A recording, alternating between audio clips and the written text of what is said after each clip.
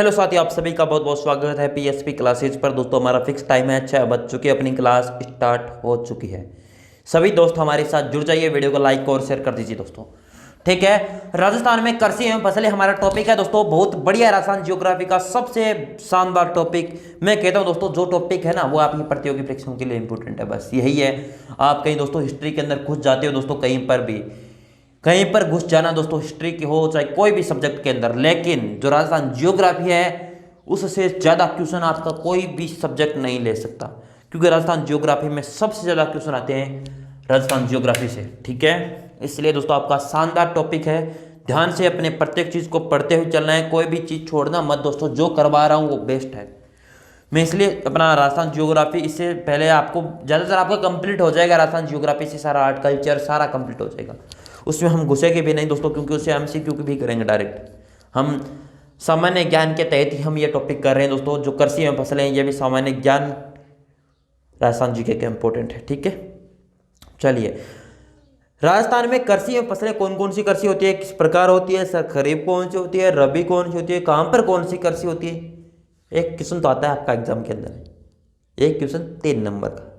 इसलिए जो पुलिस वाले हैं वो तो कहेंगे सर हमारी 1 नंबर का है, या .75 का है, .50 का, या 75 का, कितने का है दोस्तों, पुलिस का पता ही नहीं है अभी मुझे। राजस्थान में कृषि एवं प्रकार दोस्तों वो है निर्वहन कृषि, आजीविका यापन या जीवन निर्वहन के लिए की जाने वाली कृषि क्या होती है, खाद्यान्न उत्पादन।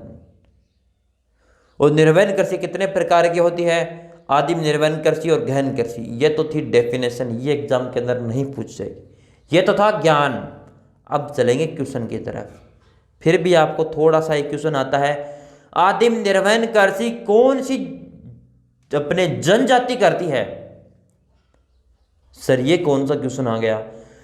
तो आदिम निर्वहन कृषि है वो करती है आदिवासी जनजाति। आदिवासी जनजाति द्वारा आजीविका यापन करने के लिए की जाने वाले कृषि को आदिम निर्वहन कृषि कहते हैं।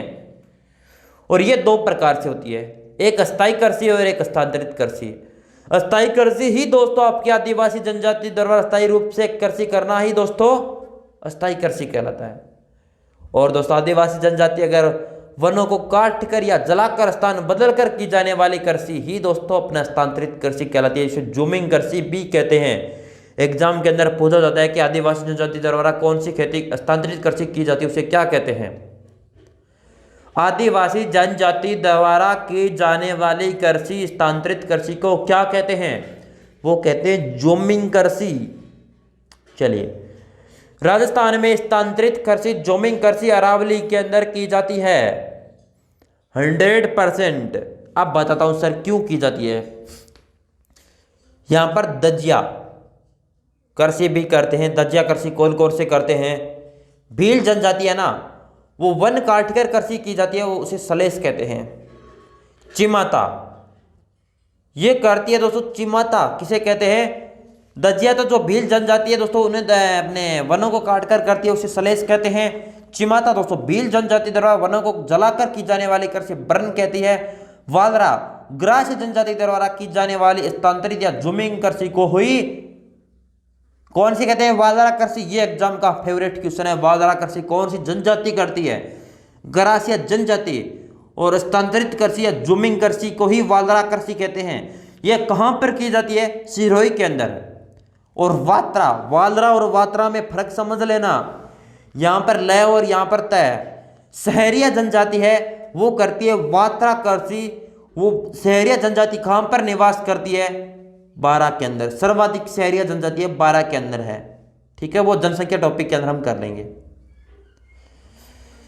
सर भारत में की जाने वाली स्थानांतरित कृषि जूमिंग कृषि कहां कहां पर, खिल है वो हिमाचल प्रदेश, जोम है उत्तर पूर्वी राज्य, पावलू मणिपुर, कुरुआ झारखंड, कुमारी पश्चिमी घाट, और आपका बोगमा मेघालय, देपा मध्य प्रदेश, बेवर छत्तीसगढ़, पोंडू उड़ीसा आंध्र प्रदेश, पोन्नम केरल। ये तो दोस्तों जूमिंग कृषि है, ये इंपॉर्टेंट नहीं है, मैंने लिख दिया इसी ताकि आपको भी पता लग जाए कि कई बार दोस्तों बड़े लेवल के एग्जाम की तैयारी करने वाले स्टूडेंट को भी कुछ प्रॉफिट हो जाए। इसलिए मैंने ऐड करवा दी ताकि दोस्तों ये स्लाइड ही पढ़नी है बार बार आपको, और कुछ भी नहीं करना है। बस कोई बुक नहीं लानी, कुछ भी नहीं लाना, बस ये स्लाइड पढ़ते चलो, काम बन जाएगा। गहन निर्वहन कृषि सर कौन सी होती है? खाद्यान्न उत्पादन, मैंने सबसे पहले डेफिनेशन दी थी गहन निर्वहन कृषि, जो दोस्तों खाद्यान्न के लिए की जाती है। ये कौन से करते हैं? मैदानी एवं तटीय प्रदेशों में की जाने वाली कृषि गहन निर्वहन कृषि। इसके अंदर दो कृषि आती है, एक चावल और एक गेहूं। अब आ जाती है सर चावल कहाँ पर होते हैं, कौन सी कितनी वर्षा होती है वहां पर होते हैं। सॉरी दोस्तों, 100 सेंटीमीटर या अधिक वर्षा वाले स्थान पर चावल होते हैं, क्योंकि चावलों के अंदर पानी खड़ा होना जरूरी है, वहां पर पानी रहना जरूरी है, पानी सर्वाधिक चाहिए चावल उत्पादन के लिए, इसलिए यहाँ पर 100 सेंटीमीटर या अधिक वर्षा होनी चाहिए। भारत में औसत वार्षिक वर्षा 125 सेंटीमीटर है, यह भी क्यों सुना सकता है। वहां पर चावल होते हैं। गेहूं, वहां पर 50 से 75 सेंटीमीटर वर्षा होगी, वहां पर अपने गेहूं होगी। राजस्थान में औसत वार्षिक वर्षा 57.51% है, इसलिए आप समझ सकते हो ज्यादा उत्पादन दोस्तों भारत के अंदर चावल का हो रहा है, गेहूं का कम हो रहा है राजस्थान के अंदर। इसलिए पंजाब और हरियाणा है ना, वो सबसे आगे है। और हमारे राजस्थान के दोस्तों, राजस्थान में अपना गंगानगर हनुमानगढ़ है, यहाँ पर सर्वाधिक गेहूं का उत्पादन होता है, इसलिए राजस्थान की कुछ इज्जत बची हुई है। चलिए आगे। आदर कृषि किसे कहते हैं? शुष्क कृषि, मिश्रित कृषि, व्यापारिक कृषि, कृषि वानिकी, रिले क्रॉपिंग। सर इससे हमारा क्या संबंध हो जाएगा एग्जाम के अंदर? दोस्तों इससे पूछा जाएगा आदर कृषि के अंदर कितनी जल अपने सेंटीमीटर वर्षा होनी आवश्यक है, कहाँ पर पाई जाती है दोस्तों, ये पूछा जाता है। आदर कृषि यह 100 से 200 सेंटीमीटर वर्षा वाले क्षेत्र में की जाने वाली कृषि ही दोस्तों आदर कृषि कहलाती है।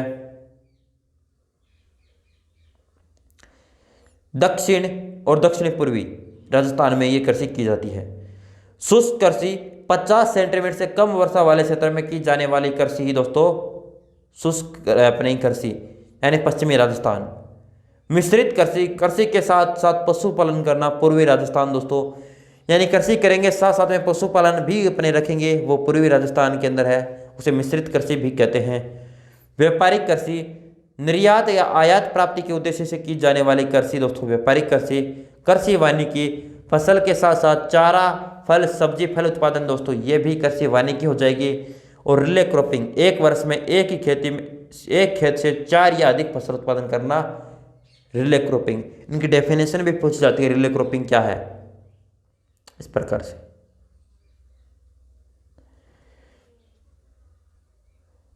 जैविक कृषि दोस्तों, जैविक कृषि कौन सी होती है? रासायनिक उर्वरकों या हानिकारक रासायनिक कीटनाशकों के स्थान पर जैविक पदार्थों जैसे हरी खाद, ढेंचा, एल्की, सेवाल, राइजोबोजिनम वर्मी का उपयोग करके मृदा की जो उर्वर क्षमता है उसका दोस्तों अधिक करना ही जैविक कृषि कहलाती है। जैसे क्यूबा के अंदर की जाती है, सिक्किम, डूंगरपुर, यहाँ पर जैविक कृषि की जाती है। जैविक कृषि कहाँ पर की जाती है? क्यूबा, राजस्थान, भारत के अंदर सिक्किम, राजस्थान में डूंगरपुर। समुच्चय कृषि या पट्टीदार कृषि, सीढ़ीनुमा कृषि या कठोर कृषि, यह मृदा संरक्षण के लिए पहाड़ी या ढालों के विपरीत की जाने वाली कृषि यहाँ पर की जाती है। गहन कृषि, जनसंख्या के अनुपात में कम क्षेत्र में की जाने वाली कृषि को मैदानी क्षेत्र के अंदर की जाती है, यहाँ पर गहन कृषि कहते हैं। विस्तीर्ण कृषि, जनसंख्या के अनुपात में अधिक क्षेत्र में की जाने वाली कृषि को बरानी कृषि, पूर्णतः वर्षा पर निर्भर। प्रसविदा कृषि, जो समझौते के आधार पर की जाने वाली कृषि। सर राजस्थान में कृषि की फसलें कौन कौन सी होती है, कौन कौन सी होती है, तो सारी चर्चा करेंगे, ठीक है।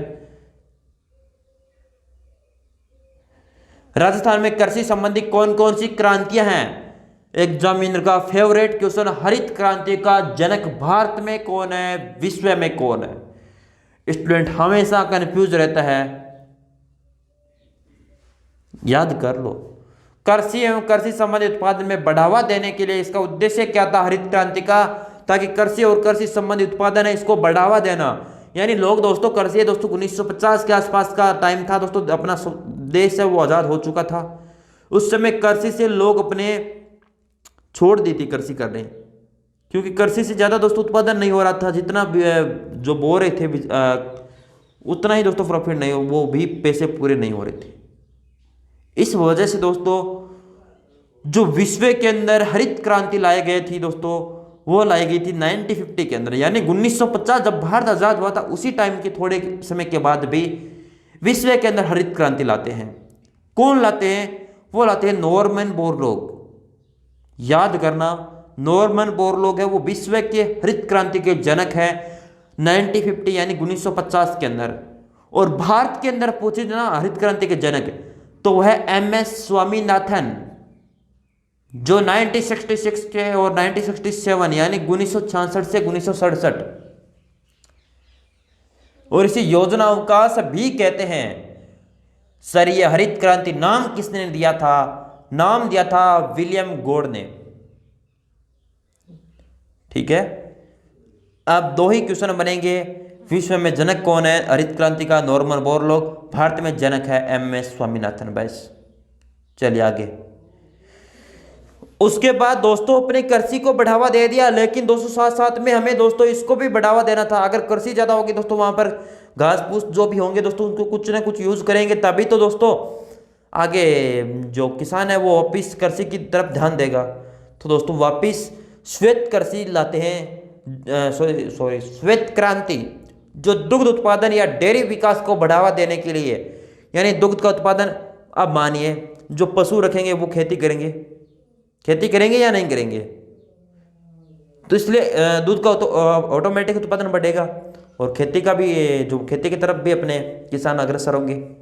इसलिए श्वेत क्रांति है दुग्ध उत्पादन या डेयरी विकास को बढ़ावा देने के लिए, इसका मूल उद्देश्य था। जनक कौन है? वर्गीज कुरियन। अब आ जाता है सर 26 नवंबर को दुग्ध दिवस मनाया जाता है, क्योंकि वर्गीज कुरियन का जन्म हुआ था उस दिन। जन्म दिवस उस दिन नहीं, 1970 को नहीं, 26 नवंबर के दिन। इस कारण 26 नवंबर को विश्व दुग्ध दिवस मनाया जाता है। हर एग्जाम के अंदर आता है। सर कब? 1970, यानी दोस्तों हरित क्रांति तो दोस्तों अपने 1950 के अंदर विश्व के अंदर और 1966 में भारत के अंदर आ जाती है। इसी के 4 साल के बाद ही दोस्तों हरित क्रांति ले आते हैं वर्गीज कुरियन, जो 1970 के अंदर। कहां से सर? आनंद, जो गुजरात के अंदर है आनंद, वहां से। सर राजस्थान में प्रारंभ कब से हो गई? अपने भारत के अंदर तो 1970 से प्रारंभ हो गई, राजस्थान के अंदर भी प्रारंभ 1971 से होती है। पद्मा डेयरी जो अजमेर जिले के अंदर है, पद्मा डेयरी वर्तमान में अंदर संचालित है, जहां से दोस्तों इसकी श्वेत क्रांति की शुरुआत होती है। और राजस्थान सरकार ने एक कार्यक्रम भी चलाते हैं जो ऑपरेशन फ्लड के नाम से। यह सहकारिता आधारित कार्यक्रम था। अब एग्जामिनर कैसे क्वेश्चन पूछेगा कि श्वेत क्रांति का जनक, बस इतना ही पूछेगा। आगे दोस्तों यह नहीं पूछेगा कहां से शुरुआत हुई, उद्देश्य क्या था? दुग्ध बढ़ावा देना। राजस्थान में प्रारंभ 1971 से, पद्मा डेयरी अजमेर से। राजस्थान सरकार ने श्वेत क्रांति के लिए कौन सा कार्यक्रम चलाया था? Operation flood. यह सहकारिता आधारित कार्यक्रम था। चलिए अब आ जाती है सर पीली क्रांति किसके लिए कौन सी होती है? नीली क्रांति किसके लिए? गुलाबी क्रांति। ये क्वेश्चन दोस्तों बड़े लेवल के अंदर तो एग्जाम के दोस्तों 3-4 साल हो गए, लेकिन छोटे लेवल के अंदर भी पूछा जाने लगा है। पीली क्रांति का संबंध था, जैसे श्वेत क्रांति का था दुग्ध से, उसी प्रकार पीली क्रांति तिलहन, नीली क्रांति मछली से, गुलाबी क्रांति झींगा मछली, रजत क्रांति अंडा, लाल क्रांति टमाटर या मांस से, काली क्रांति अफीम, गोल क्रांति जो आलू, सुनहरी क्रांति फल सब्जी से, बादामी मसाला से, ब्राह्मणी क्रांति भिंडी से, सेफ्रॉन क्रांति कैंसर से, सुनहरा रेशा जूट या पटसन से, सफेद रेशा कपास, भूरी क्रांति खाद्य प्रसंस्करण, इंद्रधनुषी क्रांति संपूर्ण क्रांतियों का नियंत्रण, अमृत क्रांति नदी जोड़ो। ये थी दोस्तों। स्क्रीनशॉट इस प्रकार ले लो दोस्तों, अब मैं ले रहा हूं इस प्रकार बहस, ठीक है? एक बार और ले लो बहस, अगर कहीं डिलीट नहीं हो जाए। 1 नंबर पक्का है दोस्तों, इस स्लाइड पे मैं लिख रहा हूं, लिख दिया ना बस 100% है। पीछे वाले सारे एग्जाम उठा लो, उनमें से दोस्तों मैं 90% कह सकता हूं कि आपको एग्जाम के अंदर ये क्वेश्चन मिले। राजस्थान में कृषि से संबंधित विशेष पद्धतियां, सेरिकल्चर है कौन सी है, फ्लोरिकल्चर कौन सी, हॉर्टिकल्चर, ये भी दोस्तों स्क्रीनशॉट योगी, ये लो स्क्रीनशॉट बस, ठीक है। मैं भी ले रहा हूं, आप क्यों नहीं ले रहे हो दोस्तों। सेरिकल्चर है रेशम उत्पादन से संबंधित, फ्लोरिकल्चर है फूल उत्पादन से, हॉर्टिकल्चर है सब्जी उत्पादन से, और आपका वर्मी कल्चर है केचुआ उत्पादन। अब सर केचुआ, केचुआ दोस्तों किसान का मित्र किसे कहते हैं, केचुआ। जो खाद होती है उसी दोस्तों अपने जो कौन से दोस्तों अपने बनाता है दोस्तों, उपजाऊ खाद बनाता है ये। विटिकल्चर अंगूर उत्पादन, पीसी कल्चर मछली उत्पादन, एपी कल्चर मधुमक्खी पालन, और ओलिविकल्चर जैतून उत्पादन। टसर कार्यक्रम राजधानी में कृत्रिम रूप से रेशम और कीड़े पालने हेतु अर्जुन के वर्कस लगाए गए, जो कोटा उदयपुर बांसवाड़ा टसर क्रांति के अंतर्गत, सॉरी टसर कार्यक्रम के अंतर्गत, यह भी याद रखना। राजस्थान में प्रमुख कृषि सब्जी संस्थान, दोस्तों कृषि वाला टॉपिक है ना दोस्तों, वीडियो के अंदर तो 3 क्वेश्चन आ गए थे ये पेपर के अंदर। मैं कहता हूं कृषि वाला टॉपिक पढ़ लो, आपके अगर पीटीटी बीएसटीसी वाले हैं ना स्टूडेंट, वो तो दोस्तों अपने 10 नंबर याद कर लो, क्योंकि 3 क्वेश्चन आ जाएंगे। राजस्थान में प्रमुख कृषि संबंधी संस्थाएं, केंद्रीय कृषि अनुसंधान केंद्र दुर्गापुरा जयपुर के अंदर है, केंद्रीय बीज मसाला अनुसंधान केंद्र तबीजी अजमेर, वीडियो पूछा गया। केंद्रीय सरसों अनुसंधान केंद्र सेवर भरतपुर, वीडियो के अंदर पूछा गया। केंद्रीय खजूर अनुसंधान केंद्र झोड़बीड़ बीकानेर, वीडियो के अंदर। केंद्रीय बेर अनुसंधान केंद्र झोड़बीड़ बीकानेर, वीडियो। प्रथम राष्ट्रीय कृषि फार्म सूरतगढ़ गंगानगर 1956 में रूस की सहायता से स्थापना होती है, यह भी वीडियो। द्वितीय राष्ट्रीय कृषि फार्म जैतसर गंगानगर 1978 के अंदर कनाडा की सहायता से। तृतीय राष्ट्रीय कृषि फार्म जयपुर। अब अभी हाल ही में दोस्तों हाईकोर्ट, एलडीसी हाईकोर्ट का एग्जाम हुआ था, उसके अंदर कौन सा क्वेश्चन आया था, ये तबीजी अजमेर वाला आया था ना शायद, मुझे यही याद है। केंद्रीय बीज या मसाला अनुसंधान के अंदर कहाँ पर है। उससे पहले दोस्तों राजस्थान पुलिस के अंदर तीनों शिफ्ट के अंदर ये क्वेश्चन और ये तीनों शिफ्ट के अंदर पूछा गया है। और पटवार के अंदर सेवर भरतपुर और तब ऊपर दुर्गापुरा जयपुर, ये आए। अब आप सोच लो कितने इंपॉर्टेंट क्वेश्चन है, फालतू नहीं पढ़ना, जो एग्जाम की दृष्टि से इंपॉर्टेंट है वही पढ़ा रहा हूँ दोस्तों। मेरे पे विश्वास करके देखिए, 25 मिनट आप विश्वास करके पढ़िए तो सही।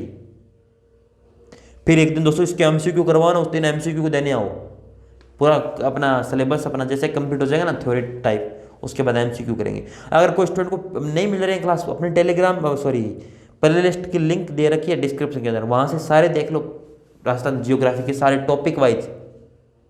और मैं नहीं चाहता दोस्तों एक टॉपिक को 20 दिन खींचना। भौतिक प्रदेश था वो 3 दिन चला था शायद, और मैं बस 1 दिन के अंदर जितना है दोस्तों वो करवा रहा हूँ इंपॉर्टेंट। फालतू के दोस्तों अगर मैं बुक टाइप लग जाऊंगा दोस्तों, फिर क्या वो बुक ही पढ़ लेते, अच्छा रहता। मेरे पास पढ़ने क्यों आते आप, अंत में बात करेंगे इससे संबंध।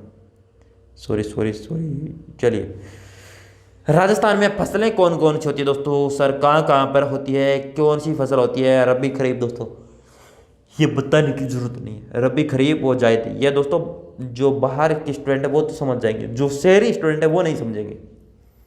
इसके लिए कुछ ट्रिक भी बनाते हैं, मैं ट्रिक से बाहर जाता हूँ। मैं कभी भी दोस्तों ट्रिक किसी भी चीज़ की नहीं बनाने देता, किसी भी चीज़ की नहीं बनाने देता, चाहे ऑफलाइन हो चाहे ऑनलाइन हो, क्योंकि ट्रिक से हमेशा क्वेश्चन गलत होगा।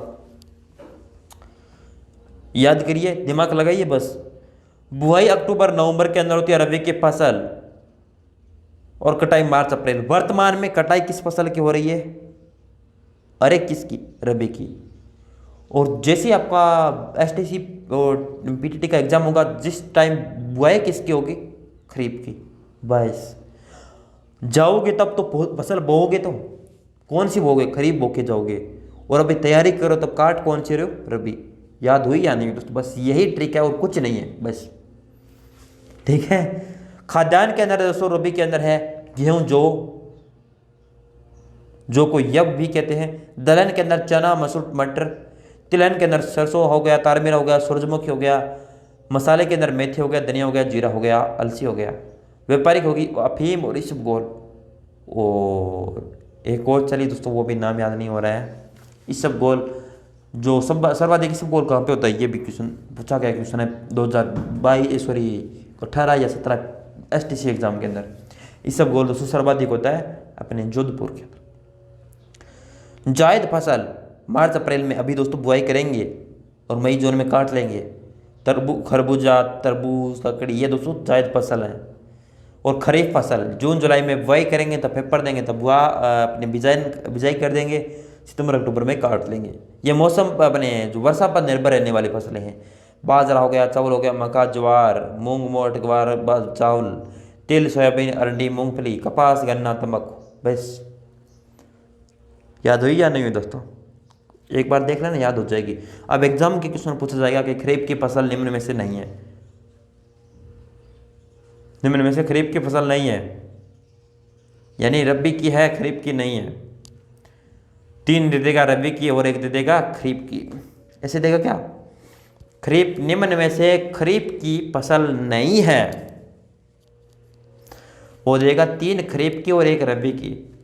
बाजरा, चावल, मक्का, गेहूं, तो इसका मतलब गेहूं तो अब कटेगी, इसलिए यानी खरीफ की फसल में गेहूं नहीं है, रबी की हो गई गेहूं। इस प्रकार स्क्रीनशॉट ले लो जल्दी से। चलिए, राजस्थान के प्रमुख फसलों की किस्में, ये दोस्तों वीडियो के एग्जाम के अंदर दोस्तों बहुत ज़्यादा दोस्तों मॉडल पेपर के अंदर लगवाई गई थी टीचर के द्वारा, एक भी दोस्तों एग्जाम के अंदर नहीं आई। प्रत्येक मॉडल पेपर, मैंने जितने मॉडल पेपर देखे ना, उसके अंदर ये दोस्तों लगाई गई थी। मेरे देखने में एक क्वेश्चन नहीं, अगर क्वेश्चन आ गया तो बहुत बढ़िया है, लेकिन याद होनी जरूरी है दोस्तों, कुछ याद होनी चाहिए। मैं दोस्तों मजाक कर रहा हूँ आपके सामने, सीरियस मत लेना कि सर हमारे एग्जाम के अंदर नहीं पूछेगी, पूछ सकते दोस्तों एग्जाम में कहीं से भी। चलिए, मक्का के दोस्तों माही धवल हो गई, माही धवल, माही कंचन, सविता, मोती, नवजोत। यानी मैं से मक्का, मैं वाली जलोदर होगी दोस्तों। मैं से अगर नाम अलग दे दिया ना फिर फंस जाओगे। माही कंचन, माही धवल, सविता, मोनी और नवजोत, ये मक्का की। गेहूं हो गई सोना, कल्याण, सुजाता, सोनालिका, गंगा लहरी, लाल बहादुर, ये गेहूं की हो गई दोस्तों किस में ये अलग अलग प्रकार की। चावल की हो गई गोल्डन राइस, माई सुगंधा, चावल कावेरी, परमल, बनासमती या बांसमती, जवार, चरी, सरसों की दुर्गा, कल्याणी, बरूणा। मूंगफली हो गई चंद्रा, मोठ हो गया ज्वाला और मूंग हो गया जड़िया। कपास की हो गई अमेरिकन कपास सर्वश्रेष्ठ। नरमा, अगेती, बीकानेरी, ये भी कपास की है। नरमा भी हो गया, अगेती हो गया, बीकानेरी भी, नरमा भी सबसे बेस्ट। ये किसमें जल्दी से स्क्रीनशॉट ले लो। मैं ऐसे दोस्तों बात कर रहा हूं या स्क्रीनशॉट ले रहे हो? सर हमें क्या जरूरत है तो किसको जरूरत है? राजस्थान में कृषि एवं फसलें दोस्तों, कृषि किसे कृषक परिवार द्वारा कुल कृषि क्षेत्र में शुद्ध बोया गया कृषि क्षेत्र ही कृषि जोत कहलाता है। एग्जामिनर के दोस्तों क्वेश्चन पूछा था पिछली बार, किस एग्जाम मुझे नहीं याद है किसके अंदर, कि एक किसान है 20 बीघा मान लीजिए उसके पास जमीन है, 10 बीघा दोस्तों उसने बिजान किया हुआ है यानी बुआई की गई है, तो दोस्तों कृषि जोत कितने बीघा माना जाएगा? तो 10 बीघा ही माना जाएगा, क्योंकि जितनी कृषि खेती की गई वही। सीमांत कृषि जोत, लघु कृषि जोत, अर्ध मध्यम कृषि जोत, मध्यम कृषि जोत, वृहद कृषि जोत, ये प्रकार है इनके, ठीक है, 5 प्रकार। सीमांत जोत के अंदर 1 हेक्टेयर से कम, ये राजस्थान के अंदर कितने दोस्तों? 49%, 49.59%। लघु जोत जो 1 हेक्टेयर से 2 हेक्टेयर के मध्य वो 20% के किसान है। अर्ध मध्यम जोत जो 2 से 4 हेक्टेयर 14.97%। मध्यम जोत जो 4 से 10 हेक्टेयर के मध्य वो 11% है। और वृहद जोत 10 हेक्टेयर से अधिक जमीन है किसी के पास, वो 2% ही किसान है, यानी 3% के आसपास। राजस्थान में कुल प्रतिवेदित भौगोलिक क्षेत्र पर 3,42,249 क्षेत्रफल है ना, उनका भौगोलिक क्षेत्र 342.87 लाख हेक्टेयर है कुल, लेकिन उसमें शुद्ध बोया जाने वाला क्षेत्र है 179.03 लाख हेक्टेयर, 52%। सर कौन सा हो गया शुद्ध क्षेत्र? 179 लाख हेक्टेयर है ना, एक 342 में से 52% भूमि ही दोस्तों कृषि योग्य है। राजस्थान की कृषि है दोस्तों, जो राजस्थान के कुल क्षेत्रफल की जितनी भी भूमि है ना, उसका दोस्तों 52% ही कृषि योग्य है, 48% योग्य नहीं है कृषि के लिए। अब दोस्तों राजस्थान में सर्वाधिक बोई जाने वाली फसल कौन सी है? खरीफ, जो 60 से 70%। राजस्थान में सर्वाधिक उत्पादित होने वाली फसल रबी, ये तो बोई जाती है लेकिन होती कम है, और उत्पादित सबसे ज्यादा उत्पादन इसके अंदर होता है रबी के अंदर। राजस्थान में सर्वाधिक कृषि खाद्यान्न, यानी सर्वाधिक कृषि खाद्यान्न कौन सा है यानी खाने योग्य? बाजरा का प्रथम स्थान। राजस्थान में बाजरा सबसे अधिक होता है, यह भी याद रखना। राजस्थान में सर्वाधिक बाजरा राजस्थान के अंदर ही होता है। राजस्थान में सर्वाधिक कृषि दलहन मोट। राजस्थान में सर्वाधिक कृषि तिलहन, यानी राजस्थान में अगर तिलहन के क्षेत्र के अंदर पूछे, तिलहन के वर्गीकरण के अंदर, तो सर्वाधिक सरसों उत्पादन होती है राजस्थान के अंदर। राजस्थान में सर्वाधिक उत्पादित खाद्यान्न, यानी खाने योग्य कौन सा दोस्तों? राजस्थान में खाद्यान्न योग्य है गेहूं, सर्वाधिक उत्पादन होती है। और राजस्थान में सर्वाधिक उत्पादित दलहन चना, और चना भी नंबर 1 है राजस्थान में, यानी एक नंबर पर चना में नंबर 1 स्थान है राजस्थान का। और सरसों के अंदर भी बाजरा हो गया, चना हो गया और सरसों, इन तीनों फसलों के अंदर दोस्तों राजस्थान का एकाधिकार है। राजस्थान से अन्य राज्य इससे ज्यादा उत्पादन नहीं करते हैं। कुछ स्टूडेंट कहेंगे सर चावल होता है दोस्तों, सर्वाधिक होता है पश्चिम बंगाल के अंदर सबसे ज्यादा चावल का उत्पादन किया जाता है। राजस्थान में बाजरा, चना और सरसों का सर्वाधिक उत्पादन। राजस्थान में सर्वाधिक तिलहन उत्पादन सरसों, वो अभी हो चुका है कंप्लीट। चलिए खरीफ और रबी। राजस्थान में कृषित उत्पादन खाद्यान्न बाजरा गेहूं, खरीफ के अंदर बाजरा हो जाएगा और रबी के अंदर गेहूं। दलहन के अंदर मोठ और रबी के अंदर चना। और सर्वाधिक कृषि उत्पादित तिलहन के अंदर सोयाबीन और सरसों, यानी खरीफ के अंदर सोयाबीन सर्वाधिक होता है। सोयाबीन के अंदर स्टूडेंट है ना कंफ्यूज रहते हैं कि सोयाबीन कौन सी खेती है, रबी है या खरीफ है दोस्तों? वो दोस्तों खरीफ की फसल है सोयाबीन। राजस्थान में सर्वाधिक कृषि क्षेत्र करने वाला जिला, यानी सर्वाधिक कृषि किस जिले के अंदर होती है? आपको ऑप्शन देते हैं बीकानेर, गंगानगर, बाड़मेर और आपका चूरू। यानी सर्वाधिक कृषि है वो होती है बाड़मेर जिले के अंदर, और न्यूनतम कृषि है वो होती है राजसमंद। और राजस्थान में सर्वाधिक व्यर्थ भूमि वाला जिला, यानी जहां पर कृषि करने योग्य भूमि कम है,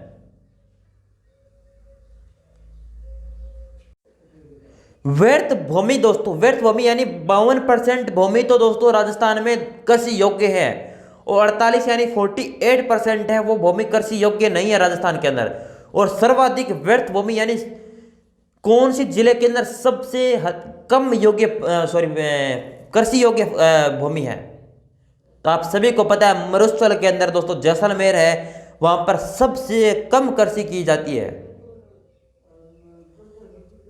राजस्थान में सर्वाधिक व्यर्थ भूमि वाला जिला है जैसलमेर। राजस्थान में सर्वाधिक सिंचित कृषि वाला जिला है गंगानगर, हनुमानगढ़, क्योंकि यहां पर इंदिरा गांधी नहर है वो दोस्तों यहां पर बहती है।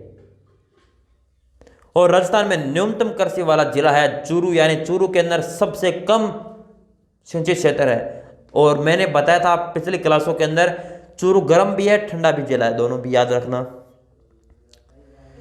राजस्थान में सर्वाधिक खाद्यान्न कृषि क्षेत्र वाला जिला, यानी सबसे ज्यादा खाद्यान्न उत्पादन यानी खाने योग्य फसल किस जिले में होती है? बाड़मेर, दलहन, चूरू, यानी जो मोठ हो गए दोस्तों, मूंग हो गए, इस प्रकार के फसल हो गया, तारा मीरा, राई, जो आदि प्रकार के फसलें हैं चूरू के अंदर।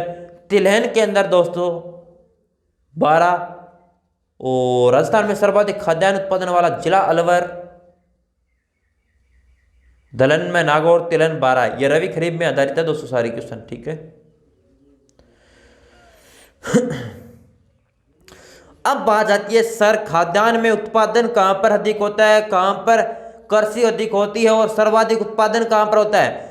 बाजरा का खाद्यान्न दोस्तों जो सर्वाधिक उत्पादन कहां पर होता है, अलवर। और कृषि कहां पर होती है, बाड़मेर के अंदर। यानी बोएंगे ज्यादा यहां पर लेकिन होगा कम बाड़मेर के अंदर, होगा कहां पर, अलवर। गेहूं है वो दोस्तों अपना गंगानगर तो सर्वाधिक कृषि करता है और सर्वाधिक उत्पादन भी गंगानगर के अंदर होता है गेहूं का, राजस्थान में।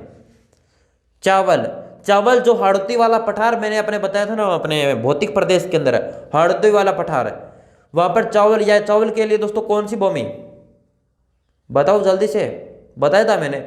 बूंदी सबसे ज्यादा दोस्तों यहां पर कृषि करता है, लेकिन दोस्तों हनुमानगढ़ जिला है दोस्तों, यहां पर बनासमती जो बासमती चावल है इनका सर्वाधिक उत्पादन हनुमानगढ़ के अंदर होता है। मक्का, मक्का ज्यादा तो कृषि यहां पर उदयपुर के अंदर होती है, लेकिन उत्पादन है वो चित्तौड़गढ़ के अंदर सर्वाधिक। और जो है वो दोस्तों जयपुर के अंदर कृषि भी ज्यादा और उत्पादन भी ज्यादा जयपुर के अंदर। चलिए आगे, प्रत्येक चीज याद करेंगे दोस्तों आराम आराम से। मोट है क्लास दोस्तों, टाइमिंग ऊपर हो रहा है लेकिन 30 मिनट से ज्यादा हो गए हैं, लेकिन फिर भी हम नहीं रुकेंगे। मोट, बाड़मेर में सबसे ज्यादा दोस्तों कृषि की जाती है, बाड़मेर में सर्वाधिक उत्पादन किया जाता है। मूंग, नागौर में कृषि, नागौर में उत्पादन सर्वाधिक। चना, चना सबसे ज्यादा कहां पर होता है, अभी बताओ, कमेंट करके बताओ जल्दी से। चना की खेती सबसे ज्यादा कहां पर होती है, सर्वाधिक उत्पादन। आपको पता है चना के अंदर दोस्तों चूरू जिला है, वहां पर दोस्तों क्योंकि चूरू जिला सर्वाधिक उत्पादन भी करता है और सर्वाधिक कृषि भी करता है चूरू जिला, और चूरू जिला सबसे कम सिंचित क्षेत्र है, ठीक है। उड़द, भीलवाड़ा सर्वाधिक कृषि वाला क्षेत्र है भीलवाड़ा, और सर्वाधिक उत्पादन वाला है बूंदी, इंपॉर्टेंट। चावल, शिकर, ठीक है। चावला दोस्तों, चावल, एक मिनट इसको काट एक मिनट काट देता हूं मैं इसको, एक बार रुको, इसको काट दो दोस्तों, ये अभी कंफर्म नहीं है, एक बार चलिए इसको काट देते हैं। चलिए, अरहर, अरहर की बांसवाड़ा में सबसे ज्यादा कृषि, उदयपुर के अंदर सर्वाधिक उत्पादन। मसूर, झालावाड़ के अंदर सर्वाधिक कृषि और बूंदी के अंदर उत्पादन। मटर, मटर का जयपुर के अंदर सर्वाधिक कृषि और जयपुर के अंदर ही उत्पादन। तिलहन, सर्वाधिक कृषि करने वाला जिला कौन सा है तिलहन के अंदर दोस्तों, ये तो थे दोस्तों पीछे दलहन वाले, उससे पहले खाद्यान्न वाले, अब चलते हैं तिलहन के अंदर। मूंगफली, मूंगफली के अंदर दोस्तों बीकानेर ही सर्वाधिक कृषि करता है और सर्वाधिक उत्पादन भी बीकानेर करेगा। और इसके अंदर लून करंसर जो राजस्थान का राजकोट कहा जाता है, लूण करंसर के अंदर सर्वाधिक उत्पादन है। वर्तमान के अनुसार नहीं है, लेकिन पहले 2000 अपने जो कृषि की जनगणना हुई थी 2015 के अनुसार है। वर्तमान में दोस्तों अभी आई नहीं है 2020 की जनगणना, ठीक है, कृषि जनगणना। और तिल, तिल में पाली सर्वाधिक कृषि और सर्वाधिक उत्पादन भी पाली। अलसी जो नागौर है दोनों में। सोयाबीन, सोयाबीन दोस्तों किस प्रकार की खेती है, खरीफ की। 12 जिला सर्वाधिक कृषि करेगा और दोस्तों 12 जिला ही सर्वाधिक उत्पादन भी। अरंडी, अरंडी जालोर दोनों। तारमीरा नागौर और अपना सरसों टोंक और अलवर, और सरसों अपना सेवर भरतपुर के अंदर अनुसंधान केंद्र है। चलिए लास्ट स्लाइड, राजस्थान में प्रमुख बागवानी फसलें, यानी सर्वाधिक कौन सी चीज कहां पर होती है। आम होता है चित्तौड़गढ़ में सर्वाधिक। संतरा झालावाड़, यानी झालावाड़ का नागपुर, राजस्थान का नागपुर झालावाड़ एकदम करेक्ट है।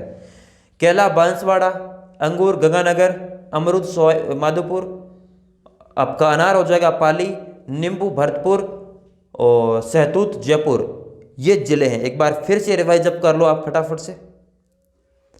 माल्टा गंगानगर, किन्नू गंगानगर में पहला स्थान, और सीताफल जो राजसमंद के अंदर है, पपीता टोंक के अंदर सर्वाधिक, खरबूजा जो पाली के अंदर सर्वाधिक, तरबूज सीकर के अंदर सर्वाधिक, मेथी नवगौर के अंदर, धनिया बारा के अंदर, जीरा जालोर के अंदर, इसबगोल जालोर के अंदर, मैंने बताया था इसबगोल जालौर के अंदर उत्पादन होता है। मैंने पहले जोधपुर बताया था, वो गलती से बताया। जालौर के अंदर सर्वाधिक उत्पादन, यानी इस सब के लिए दोस्तों इसबगोल जो केंद्र है ना वो जोधपुर है। प्याज है सीकर के अंदर, अफीम है चित्तौड़गढ़, तंबाकू है अलवर, टमाटर है जयपुर, सौंफ है सिरोही, आंवला है जयपुर। और प्याज के लिए मैंने बताया दोस्तों, प्याज के लिए कौन सा स्थान प्रसिद्ध है, पिछली क्लासों के अंदर बताया था। जो भी स्टूडेंट कमेंट करेगा उनको दोस्तों मैं नेक्स्ट क्लास में अपने यहाँ पर कमेंट दिखाने वाला हूँ, ठीक है। ये कमेंट करना, मैंने पिछले क्लास के अंदर बताया था कि प्याज के लिए कौन सा क्षेत्र प्रसिद्ध है वो बताना है। सीकर जिला तो सीकर है, लेकिन क्षेत्र अलग जिला है, अलग जिला का क्षेत्र है, ठीक है। क्लास को सभी दोस्त शेयर करना, लाइक में कमी मत आने देना दोस्तों, ठीक है। और अभी दोस्तों हमारी नई सामान्य ज्ञान की बुक भी लॉन्च हो गई है। जो भी लेना चाहते हैं दोस्तों वो अपने ऑर्डर दे सकते हैं। आपने व्हाट्सअप नंबर है 8306061093 डिस्क्रिप्शन के अंदर दिए गए हैं।